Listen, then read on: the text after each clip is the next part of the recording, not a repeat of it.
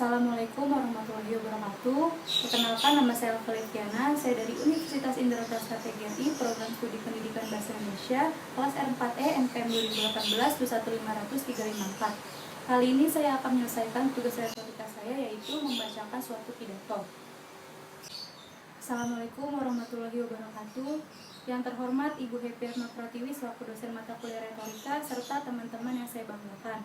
Puji syukur kita panjatkan kehadirat Allah Subhanahu wa Ta'ala atas limpahan rahmat dan karunia-Nya.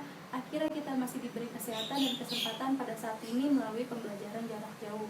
Tak lupa pula kita aturkan salawat serta salam kepada junjungan Nabi besar kita Nabi Muhammad SAW.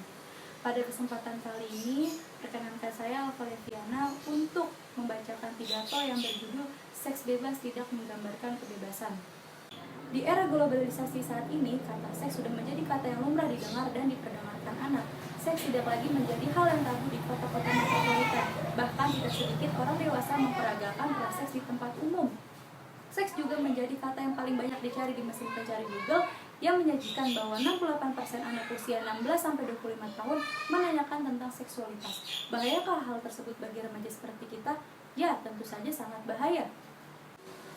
Contohnya di negara Eropa, seks seringkali dijadikan sebagai ekspresi kebebasan. Di sana, perempuan yang tumbuh dewasa dan masih virgin ditandai dengan anak yang tidak pandai bergaul. Begitu pula dengan kaum pria yang masih perjaka. Tapi, itu bukan negara kita. Negara kita tumbuh atas perjuangan budi luhur dari tradisi kesopanan yang dimulai dari ruang yang paling privat. Ingat, melakukan seks sebelum nikah ialah bukan tradisi negara kita. Negara kita mengajarkan kita untuk tidak melakukan seks bebas, dan tradisi kita mengajarkan kita untuk melakukan hubungan hanya dengan pasangan kita saja, yaitu saat kita sudah menikah, karena seks bebas dapat mengubah pandangan dan cara kita dalam bersikap. Awal mula seseorang melakukan hubungan seks bebas atau terjun ke dalam seks bebas itu tidak mungkin begitu saja terjadi, pasti ada faktor-faktornya. Faktor yang pertama, kekuatan iman yang memudar. Apabila seseorang tidak memiliki pondasi hati yang kuat, maka ia akan terjerumus ke dalam hal-hal yang negatif, dikarenakan dia tidak memiliki pengertian, peraturan, ketaatan akan norma-norma agamanya. Yang kedua, kurangnya perhatian orang tua. Apabila orang tua tidak memberikan pengarahan sedikit tentang masalah-masalah seks bebas, maka anak tersebut akan gampang terjerumus ke hal-hal tersebut. Maka dari itu, para orang tua harus bisa memberikan contoh area tubuh mana yang tidak boleh disentuh oleh lawan jenisnya.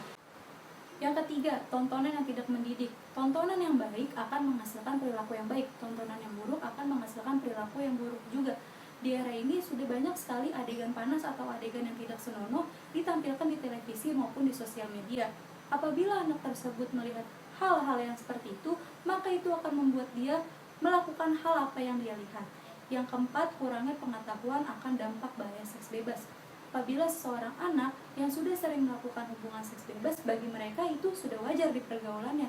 Karena apa? Karena tadi mereka tidak memiliki pengetahuan dan kurangnya pengertian dari orang tuanya. Yang kelima, salah bergaul. Apabila seorang anak salah dalam memilih teman, maka masa depannya akan fatal.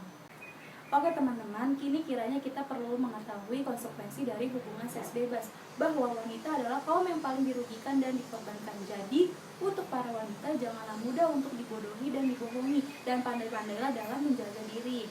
Dan yang paling penting bahwa pelaku hubungan seks bebas tidak terjamin terbebas dari penyakit AIDS yang bisa merenggut nyawa.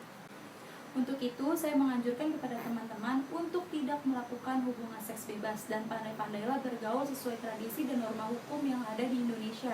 Jangan lagi mempersepsikan atau memikirkan bahwa budaya barat yang masuk harus diterima begitu saja, melainkan kita sebagai bangsa Indonesia harus bisa memilih dan menyaring budaya barat yang masuk ke Indonesia, supaya kita bisa menjadi generasi cemerlang masa depan bangsa.